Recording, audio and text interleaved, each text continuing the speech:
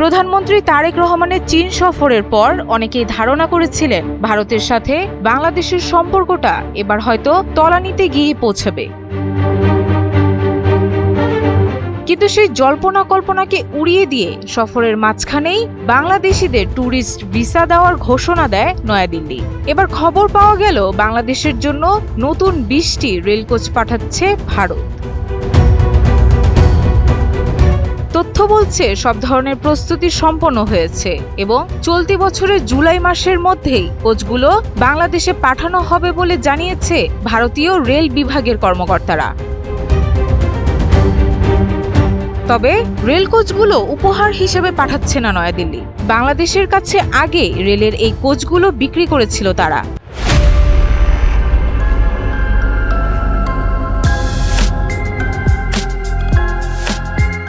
চুক্তির শর্ত অনুযায়ী চলতি মাসে যার একটি চালান ঢাকাকে বুঝিয়ে দেওয়া হচ্ছে মাত্র।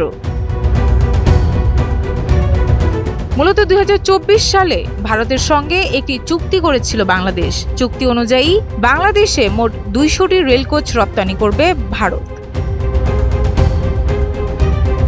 দেশটির কেন্দ্রীয় রেল দপ্তরের এক কর্মকর্তা সংবাদ মাধ্যম ইকোনমিক টাইমসকে বলেন, জুলাই মাসের যে কোনো দিন এই চালান বাংলাদেশে পাঠানো হবে। পরবর্তী চালানগুলো পর্যায়ক্রমে যাবে আগামী 36 মাসের মধ্যে। তাসমিন আক্তার, NPB।